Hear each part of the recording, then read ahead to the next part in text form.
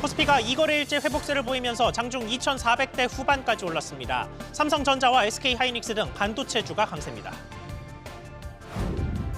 윤석열 대통령의 체포가 불발된 공수처가 영장 집행을 경찰에 넘기기로 했습니다. 수사권은 그대로 유지하되 일정 단계가 되면 검찰의 수사를 다시 이첩하겠다는 구상도 내놨습니다.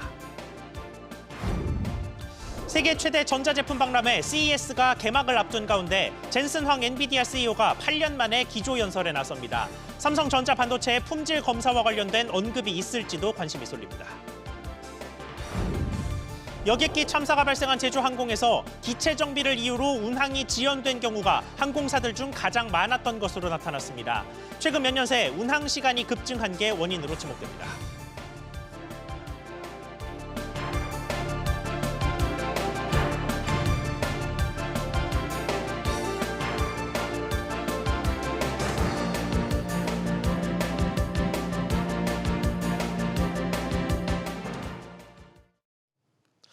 여러분 안녕하십니까? 뉴스 시작하겠습니다.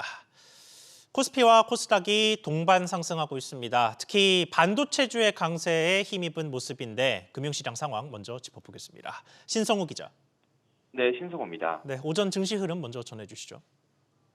네, 전거래일 대비 0.47% 오른 2,453선에서 출발한 코스피는 점차 상승폭을 키우더니 오전 11시 20분 기준으로 2,479선에서 거래되고 있습니다.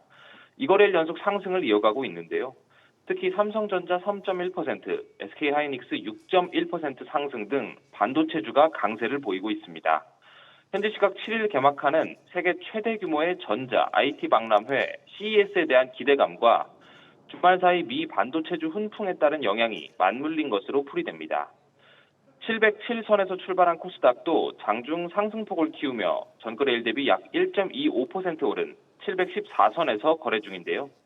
코스닥의 경우 외국인이 약 1,600억 원을 순매도한 가운데 개인의 사자 행렬이 지수를 끌어올리고 있습니다. 원달러 환율은 11시 20분 기준으로 1,468원 선에서 거래되고 있는데요. 등락을 반복하면서 보합세를 유지하고 있습니다.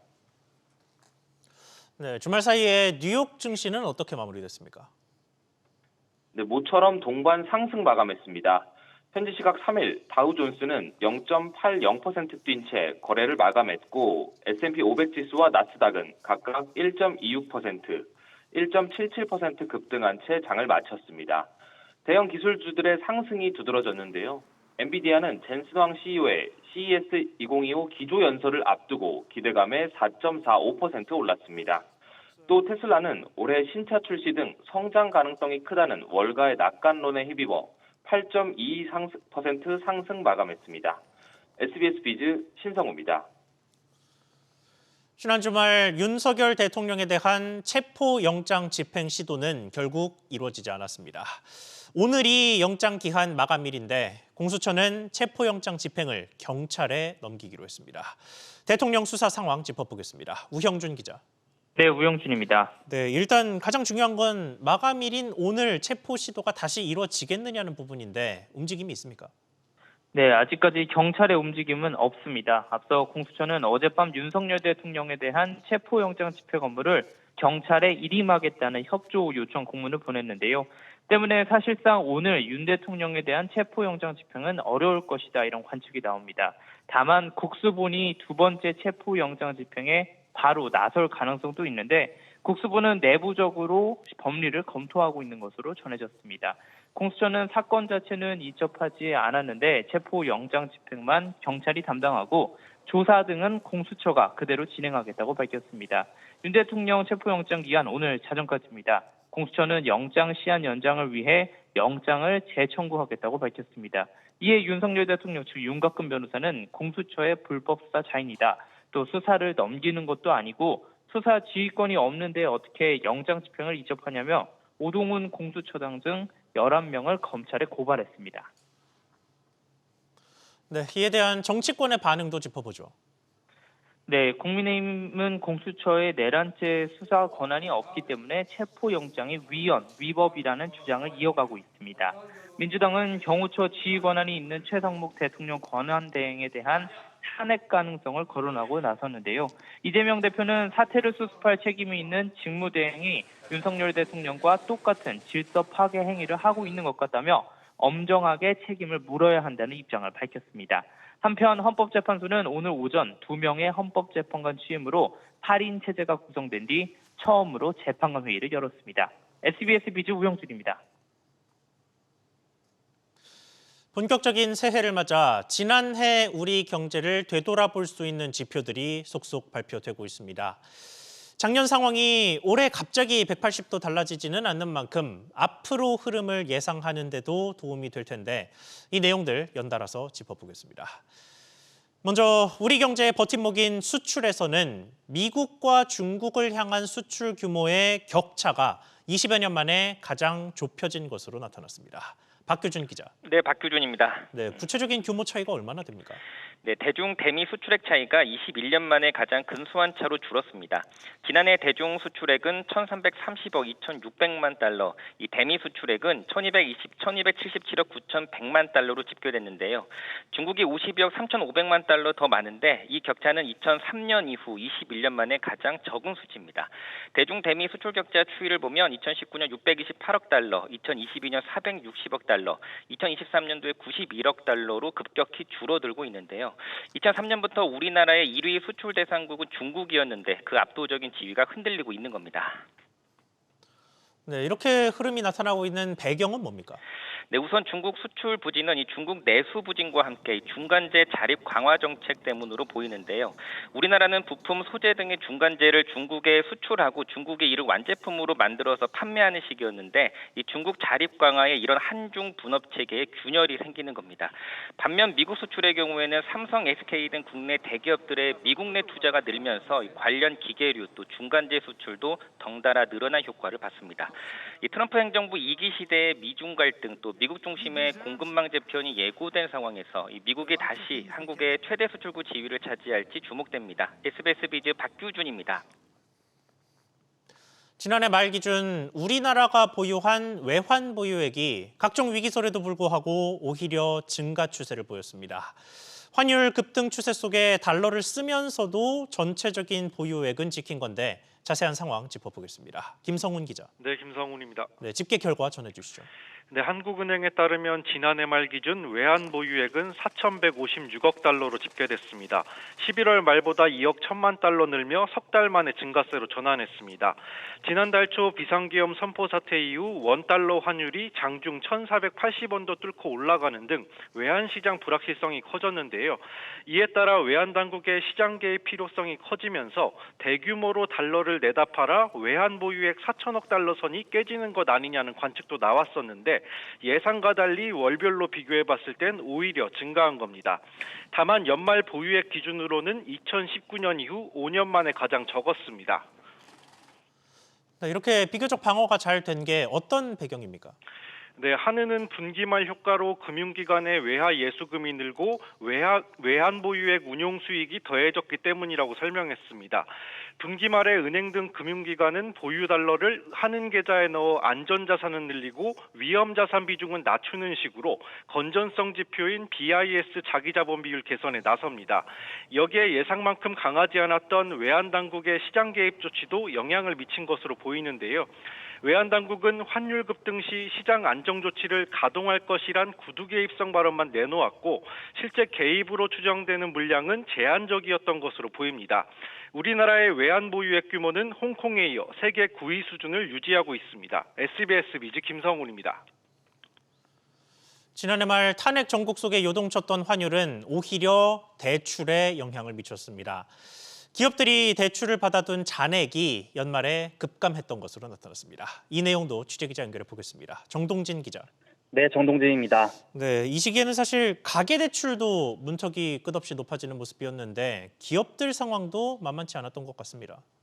그렇습니다. 지난해 12월 말 기준 5대 은행의 기업대출 잔액은 전달인 11월 말 대비 8조 9,726억 원이 감소했는데요. 이는 재작년 같은 기간 기록했던 감소폭의 5배가 넘습니다. 구체적으로 지난 연말 개인사업자 포함 중소기업 대출 잔액이 3조 7,318억 원 감소했는데요. 재작년 같은 기간엔 2,726억 원이 증가했는데 마이너스 전환한 겁니다.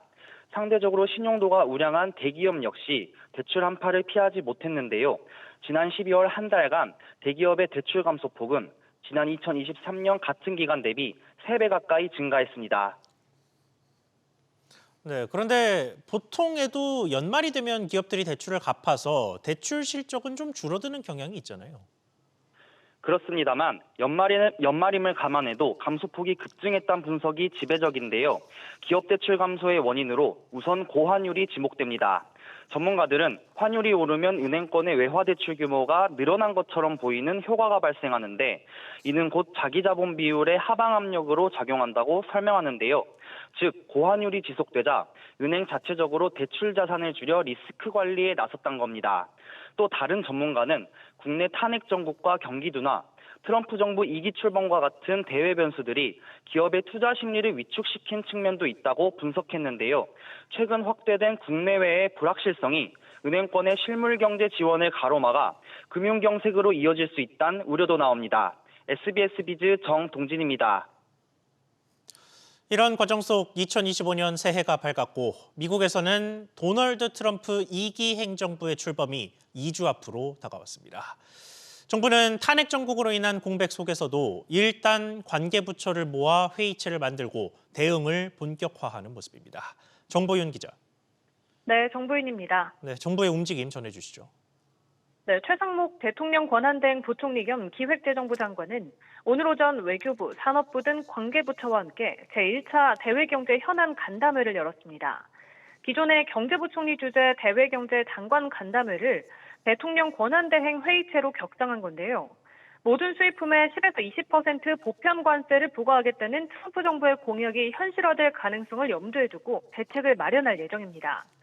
대외경제정책연구원은 한국 총수출이 연간 최대 448억 달러, 약 65조 원 줄어들 것으로 전망했는데요. 최 권한대행은 불확실성 타개에 전력을 기울이겠다며 신정부 출범 전 산업별 이슈를 점검하고 대미 협력 방안을 국익 관점에서 마련할 것이라고 밝혔습니다. 네, 비상계엄 사태 이후에 미국과의 정상 외교 공백 우려가 커지는 모습이죠. 네, 도널드 트럼프 미국 대통령 당선인이 기자회견에서 한국 관련 언급을 전혀 하지 않는 등 이른바 코리아 패싱 우려가 커지고 있는데요. 이런 가운데 안덕근 산업통상자원부 장관이 오늘 미국으로 향했습니다. 비상계엄 이후 최고위 인사의 미국 방문인데요. 자동차와 배터리, 반도체 등 우리 기업이 많이 진출한 조지아주를 방문하고 워싱턴 DC에서 정계 인사들도 만날 예정입니다. 한편 퇴임 전 마지막으로 한국을 방문한 토니 블링컨 미 국무부 장관은 조태열 외교부 장관과 회담을 갖는데요. 이어 최 권한대행도 예방할 것으로 알려졌습니다. SBS 비즈 정보윤입니다. 세계 최대 규모의 전자제품 박람회가 곧 미국에서 개막합니다. 약 4,500여 개의 글로벌 기업들이 몰입이라는 주제로 혁신적인 기술을 선보이게 됩니다. 박연신 기자가 미국 라스베이거스 현장의 분위기 살펴봤습니다. CES 2025가 열리는 미국 라스베이거스 컨벤션 센터 인근의 식당가입니다. 이곳은 CES 2025를 찾는 관광객들로 북적이며 활기찬 분위기를 보이고 있습니다.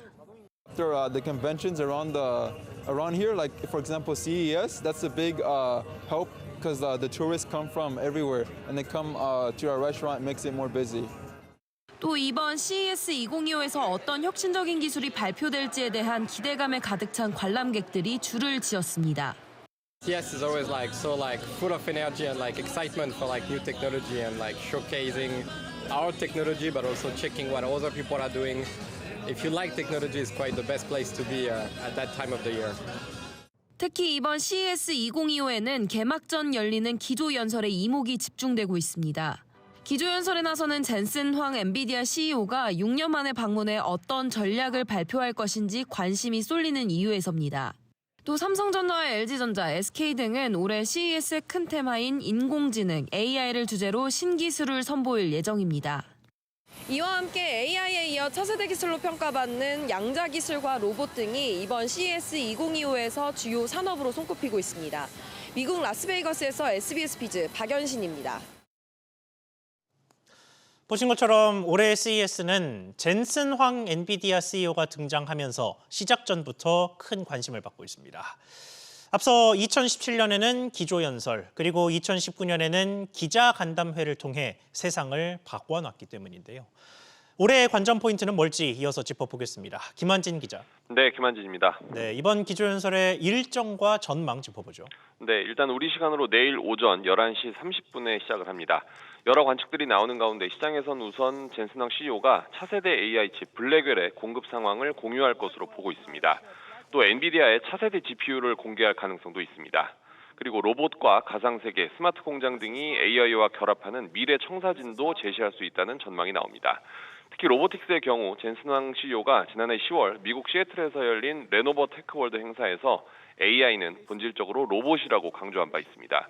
또 최근 로봇용 소형 컴퓨터 제슨 토르의 올해 상반기 출시를 예고한 것 등도 배경입니다.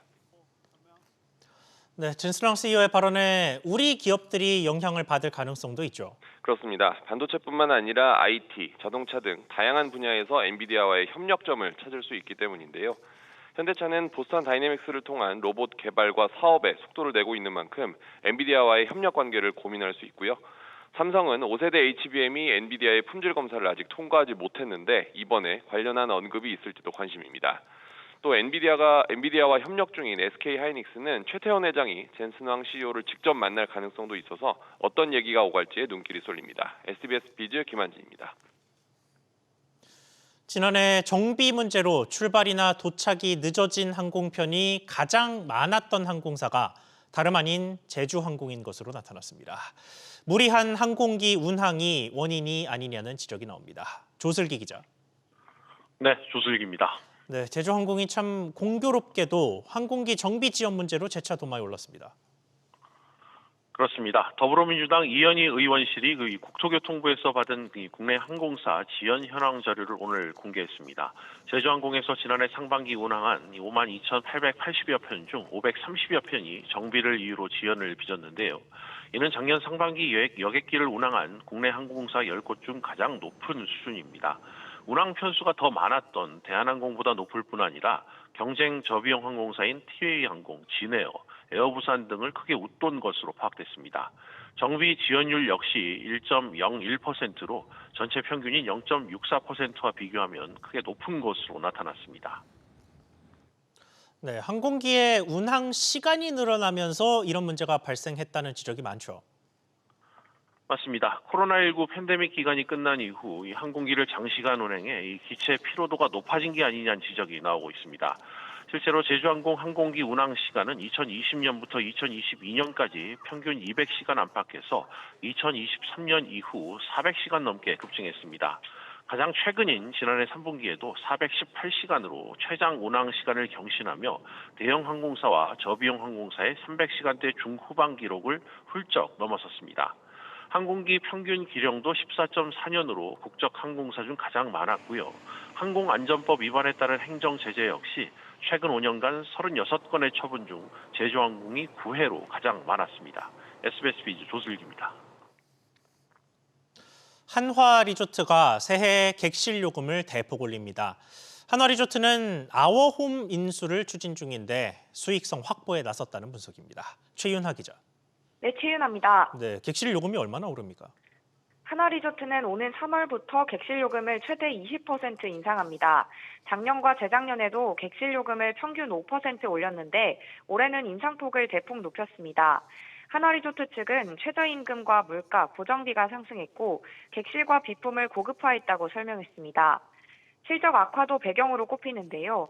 지난해 3분기 누적 매출은 5,461억 원, 영업이익은 175억 원에 그쳐 각각 전년 동기 대비 8%, 22% 넘게 감소했습니다. 네, 그리고 추진되고 있는 아워홈 인수에 대해서는 부정적인 전망이 많습니다.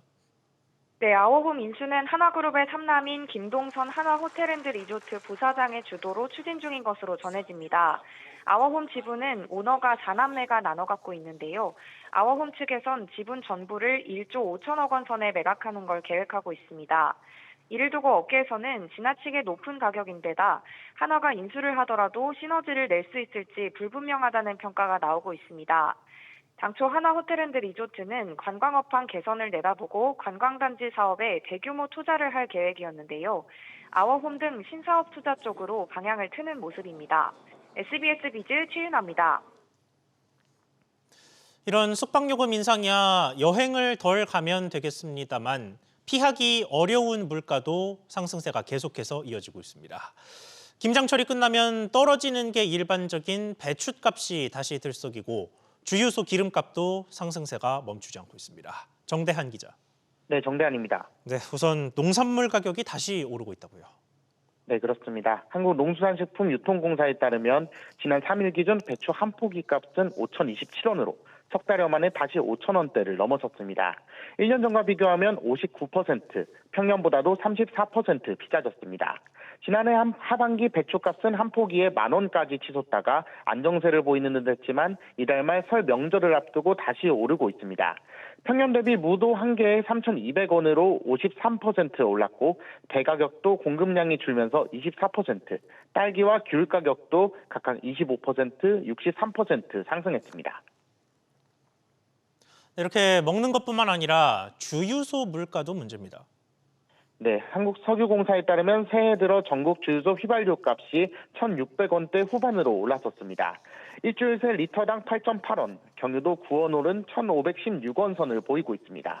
휘발유와 경유 가격은 12주 연속으로 동반 상승했는데요. 원달러 환율과 국제 유가도 오름세가 반영된 탓입니다. 문제는 환율 상승분이 시차를 두고 반영되기 때문에 앞으로 기름값이 더 오른다는 전망입니다. 정부는 이에 이번 주 물가 관리 대책을 발표할 예정입니다. SBS 비즈 정대한입니다. 우리나라의 여성 고용률이 지난 20년 동안 OECD 하위권에 머문 것으로 나타났습니다. 여성 경제활동 참가율도 마찬가지였는데 자세히 짚어보겠습니다. 문세영 기자. 네, 문세영입니다. 네, 우리나라 여성 고용률이 얼마나 낮다는 겁니까? 네, 한국경제인협회가 15에서 64세 여성 고용지표를 분석한 결과 지난 2023년 기준 고용률은 61%, 경제활동 참가율은 63%로 나타났습니다. 모두 OECD 38개 국가 중 31위를 기록한 건데요. 특히 고용률은 2003년 27위에서 2023년 31위로 20년 만에 4단계 떨어졌습니다. 그 사이 순위는 한 번도 하위권을 벗어나지 못했습니다. 같은 기간 동안 여성 경제활동 참가율은 32위에서 31위로 오르는 데 그쳤습니다. 네, 특히 자녀를 둔 여성들의 고용률이 상대적으로도 더 낮게 나타나죠. 네, 그렇습니다. 2021년 기준 한국의 15세 미만 자녀를 둔 여성의 고용률은 56%로 나타났는데요. 경제 규모와 인구가 비슷한 나라, 일본, 영국, 프랑스, 미국 등 7개 나라 중에서 가장 낮은 수준이었습니다. 특히 한국은 유연한 근로환경 조성과 가족 돌봄 지원의 측면에서 미흡한 것으로 드러났다고 한경협은 평가했는데요. 이어 한국의 GDP 대비 가족정책 지출 비중은 1.5%로 독일, 영국, 일본 등 세계국 평균인 2.2%보다 낮았다고 전했습니다. SBS 비즈 문세영입니다. 서울의 빌라와 오피스텔 월세 시세가 상승세를 이어갔습니다. 한국부동산원에 따르면 서울의 연립과 다세대 월세 가격 지수는 지난해 11월 104.87을 기록해 22개월 연속 올랐고 오피스텔 월세 지수는 11개월 연속 올랐습니다. 전세 사기 여파로 임대 계약이 월세로 쏠리는 가운데 비아파트 주택의 공급 물량이 줄어든 영향으로 풀이됩니다. 오늘부터 나흘 동안 설 연휴 KTX 승차권의 온라인 전화 예매가 시작됩니다. 예매 대상 열차는 오는 24일부터 다음 달 2일까지 열흘 동안 운영하는 열차입니다. 이 기간 동안 예약 부도, 일명 노쇼에 대한 위약금은 기존보다 2배가량 높아집니다. OK금융그룹이 대부업에서 완전히 손을 뗐습니다. 금융권에 따르면 OK금융그룹은 지난달 30일 H&H 파이낸셜과 옐로우캐피탈을 최종 청산 처리했습니다. 해당 업체들은 최윤 OK금융그룹 회장의 친동생 최호 씨가 최대 주주로 있는 채권 수심업체 비콜렉트 대부의 자회사로 최근 국회 정무위원회 국정감사에서 불법 운영 의혹이 제기된 바 있습니다.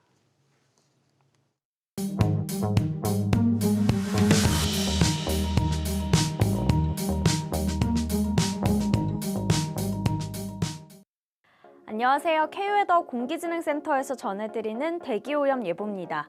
현재 전국적으로 공기질이 탁한데요. 특히 충남 서해안과 전북 서해안을 중심으로 미세먼지 농도가 가장 높게 올라 있습니다. 서울 미세먼지 농도는 대림 3동과 이동을 중심으로 높게 나타나고 있고요. 초미세먼지 농도는 현재 이보다 높은 만큼 외출하실 때 마스크 착용하셔야겠습니다.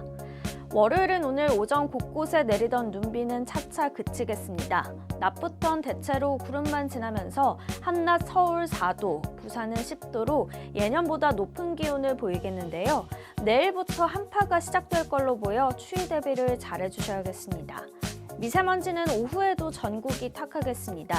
오늘 국외 미세먼지가 유입되면서 WHO 기준으로 전국이 나쁨에서 한때 나쁨 단계를 보이겠고요. 환경부 기준으로는 서쪽과 제주도가 한때 나쁨, 영동을 제외한 동쪽은 나쁨 수준을 보이겠습니다. 찬바람이 내려오는 내일부터는 공기질 걱정은 없습니다. 토요일까지 전국이 좋음 단계를, 휴일에도 보통 수준을 보이겠습니다. 지금까지 대기오염 예보였습니다.